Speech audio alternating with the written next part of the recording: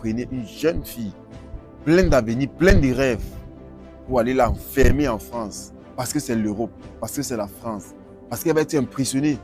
Et ils se disent que non, comme c'est la France, elle va rester là, sans penser à son avenir, sans penser à son Bonjour, futur. bonjour, j'espère que vous allez bien. Moi, je ne vais pas bien. Je sais que les réseaux ont un pouvoir et si je viens aujourd'hui, c'est pour vous demander de l'aide. Je vais vous raconter mon histoire. Je suis une jeune Camerounaise. Je suis arrivée ici là en 2025, le 22 septembre 2025. J'étais au Cameroun, une soirée, je reçois l'appel de mon cousin. Il me dit, est-ce que ça t'intéresse de venir en France? Je dis oui, ça m'intéresse. Il me dit oui, malgré le fait que ta petite soeur soit au Canada, on va être reconnaissant envers ton père. Parce que c'est ton père, parce que leur mère, il faut savoir que leur mère était devenue, n'avait plus tous ses sens au Cameroun. C'est ton père qui nous a été fidèle. Il était là lors de la maladie de notre mère. C'est lui qui nous a soutenus. Donc on veut être reconnaissant envers toi. Après, j'ai dit oui, ça m'intéresse bien. Ça n'intéresse pas qui de venir en Europe. Ça m'intéresse bien, je veux aider ma mère. Il faut savoir que ma mère a eu l'AVC. Je veux aider ma mère, je veux aider mon petit frère. C'est comme ça que les démarches s'en suivent. On commence à faire les démarches, tout se passe bien. J'arrive ici en Europe. Faut savoir qu'elle a 3 enfants. C'est le premier, son garçon, c'est son garçon. Son garçon est l'avant-dernier. C'est la fille après qui me contacte. Elle me dit, tu vas habiter avec notre mère 5 ans. Quand j'arrive ici là, elle me dit, ce n'est plus 5 ans, c'est maintenant 3 ans, tu vas faire les sites. Tu vas faire les sites, tu vas trouver l'homme. Parce que ici là, c'est comme ça que ça fonctionne. Tu vas trouver l'homme dans les sites. Je ne dis rien, je reste toujours tranquille. Après, elle me dit, ce n'est plus 3 ans, c'est maintenant 2 ans. Donc, l'année où je suis venue et l'année 2026, si je devrais déjà commencer à faire les sites. Maintenant, l'école qu'elle m'a choisie était difficile.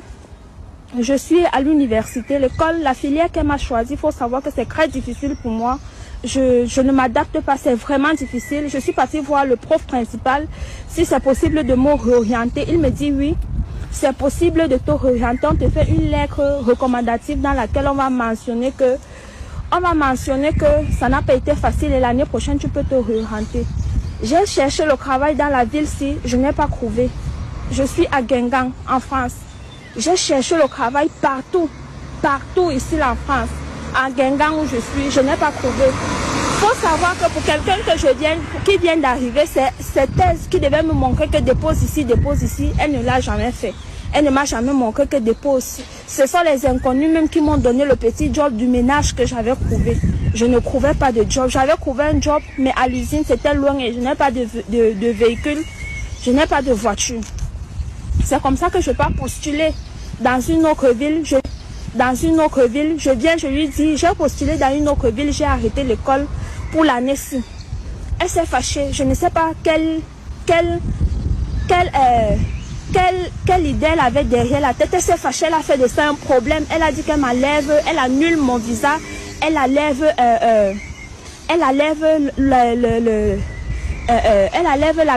le garant.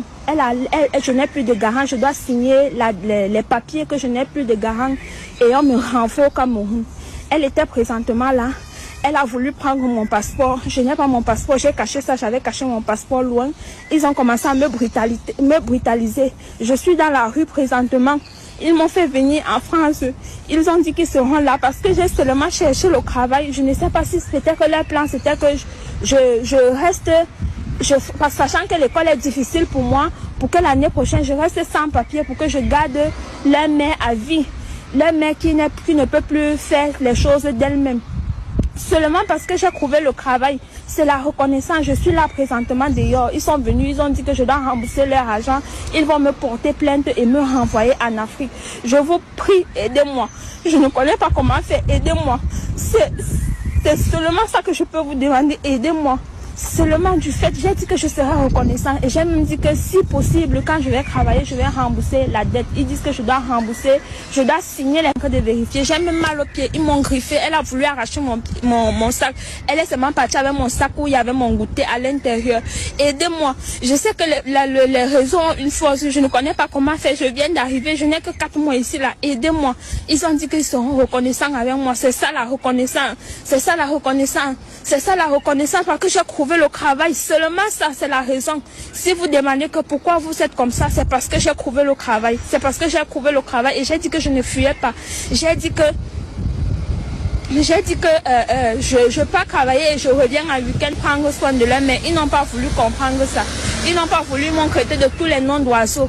Tous les noms d'oiseaux. Tous les noms. Elle m'a dit là que je suis bête. Comme on disait que j'étais bête au Cameroun, je suis venue bête ici là. Aidez-moi, je vous en prie, aidez-moi. Ok, vous avez tous écouté. Vous avez tous écouté le témoignage de notre soeur, de notre compatriote. Ça, ce n'est pas la première histoire. Ça, ce n'est pas la deuxième, ni la troisième, ni la cinquième. Ça, ce sont des histoires qu'on écoute fréquemment sur les réseaux sociaux. Un frère, une soeur, une tante qui vous invite en Europe et tout. Et lorsque vous arrivez là-bas, on saisit soit votre passeport, on saisit vos papiers et tout, soit elle vous menace de retirer sa signature en tant que garante. Et vous vous retrouvez à la rue. Soit ils vous conditionnent à prendre soin de soi, de leur mère, de leur grand-mère, de leur tante, et tout ça. Donc vous devenez en fait l'esclave. Et vous ne pourrez jamais voler de vos propres ailes. Ça, ce n'est pas la première histoire. Ça, c'est des histoires qu'on écoute fréquemment sur les réseaux sociaux. Regardez vous-même comment le cœur de l'Africain est. Regardez vous-même. Comme cette fille explique,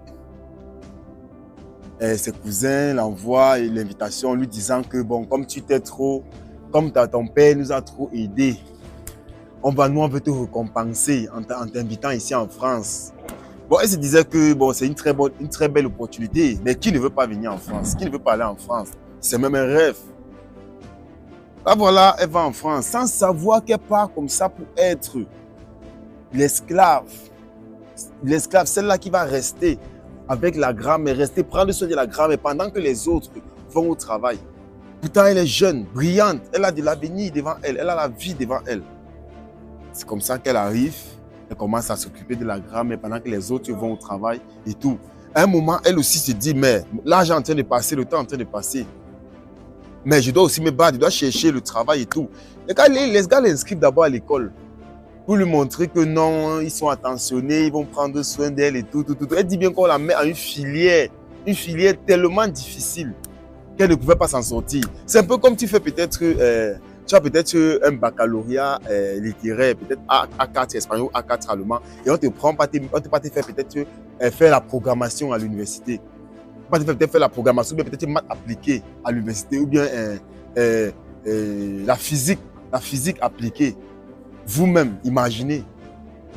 Et elle a compris plus tard que ça, c'était une stratégie, que ça, c'était la stratégie que ses cousins-là, ses cousines utilisaient pour la maintenir là-bas. Parce qu'ils savaient que si elle réussissait progressivement à ses examens. Elle allait en classe supérieure et à un moment, elle pouvait prendre sa licence, son master et tout. Peut-être même son doctorat et elle pouvait arrêter avec l'école et décider de se chercher. Donc les gars l'ont fait faire une filière qui était supposée la maintenir en captivité, afin qu'elle reste, elle soit stagnante et qu'elle n'avance pas. Donc elle devait échouer. Donc l'objectif c'était qu'elle puisse redoubler, elle puisse reprendre le niveau où elle était à l'université. Donc c'était un peu ça le jeu. Et entre-temps, elle s'occupait de leur mère qui était malade. N'oublions pas que, d'après ce que la fille raconte, cette compatriote raconte, elle aussi, elle dit bien qu'elle a sa mère ici, qu'elle a laissée au Cameroun, qui est souffrante d'AVC. Donc regardez vous-même le cœur. Elle partait comme ça en France, sachant que non, voilà une opportunité, voilà une ouverture. Afin que je serais capable, de prendre soin de ma mère qui souffre d'AVC. Mais sauf qu'elle ne savait pas qu'elle s'en allait comme ça pour prendre soin de la mère de ses cousins, de la mère des autres. Et ça pour une durée indéterminée. C'est même ça le problème. Le jour qu'elle décide de chercher le travail, ça devient tout un problème. Pourquoi ça va devenir tout un problème? Mais l'école, on l'a envoyée à l'école, c'était pour son bien.